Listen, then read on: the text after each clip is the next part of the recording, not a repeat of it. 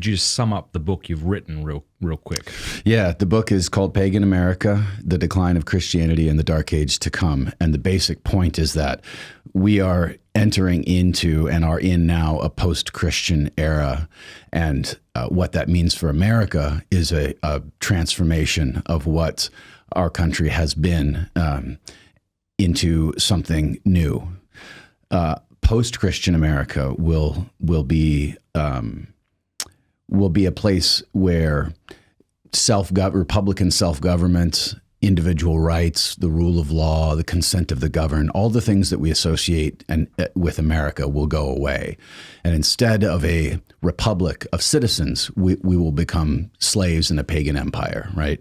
Pagan empires were always based on slavery. They're always based on power, the rule of the powerful over the weak, and a denial of anything like individual rights or the inherent worth of the individual, right? The Christian doctrine of Imago Dei made America possible. And without Christianity as the guiding light of our civic life, right? The things that make America America will disappear, and I argue that that's not going to happen, gradually.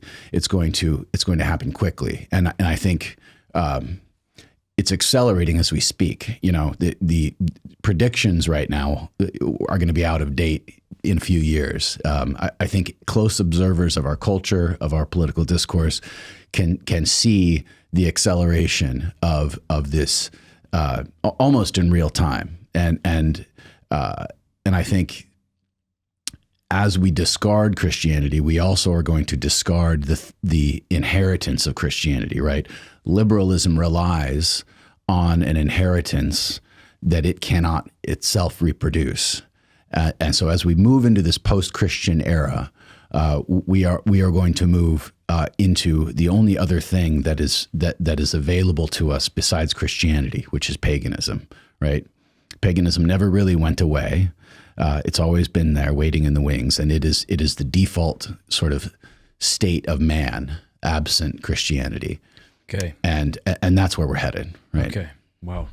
I'm really interested to know how you got the idea for this book, but before I get to that, what do we mean by paganism? Right, and will this paganism that is coming about look different to previous paganisms? Yes, the short answer is yes, it will. And so I explain this in the book. When I say pagan America or we are entering a pagan era, I don't mean that there's going to be temples to Artemis and Zeus in Times Square, although there might be. But the paganism of America and sort of the neo-paganism that I'm describing isn't going to look exactly like ancient paganism, right? It's not going to be sort of sincere polytheism, right, of the kind that we have seen in ages past. What I mean by pagan America is a kind of return to the pagan ethos, which could be summed up succinctly by the ancient saying, "Nothing is true, everything is permitted." Right? It's a radical moral relativism that posits no fixed truth, no fixed reality, that human will and power are what decides what is right, and we can become or be anything we imagine or desire or have the power to enact. Right? I can see how that would follow from "nothing is true, everything is permitted." But is that a necessary component of paganism? Like if I was to say, what makes a Christian a Christian? There's all these different types of Christians. Right. You might say, well, they believe in the Trinity, or they believe that Jesus is the second person of the Trinity. They have something like baptism, right? You would have the bare minimum that's required for someone to be a Christian. Throughout history, what is the bare minimum to be a pagan?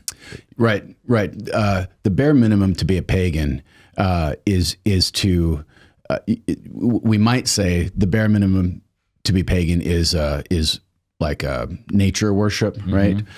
Which is that's I think where most people's mind goes to, like worship the sun, worship the moon, but what is sort of underneath that, and I get into this in the book, and relying heavily on G.K. Chesterton, who talks about this at length in Everlasting Man.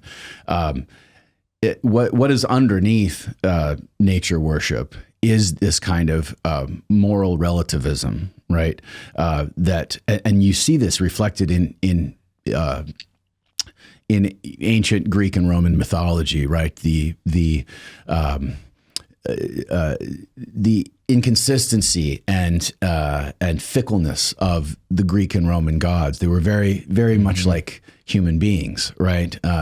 Jealous, impulsive, angry, violent, and very powerful at the same time.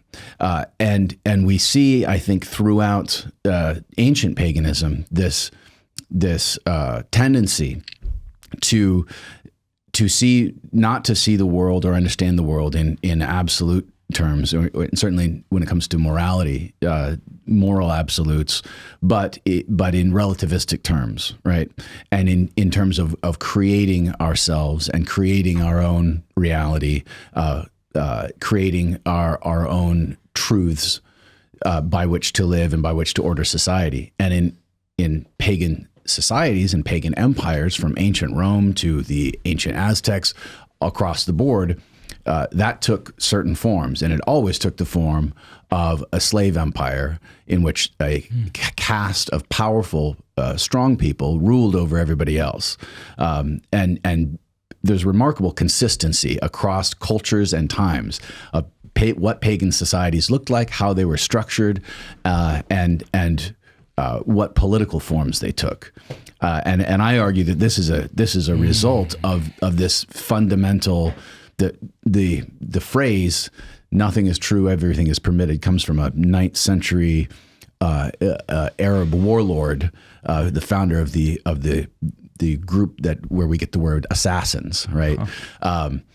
That is in terms of a basic philosophical starting point is what you might say the bare minimum for being a pagan is to suppose that nothing is true. Everything that you can get away with is permitted.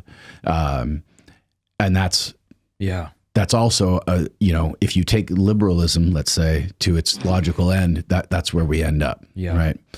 And that's where we are. You get that sense already from liberal, I won't mention names, popular people on YouTube whose ethos or foundation of ethics seems to be, do whatever you want. I'll do whatever I want. We're America. We can be free. And just, you don't interfere with me.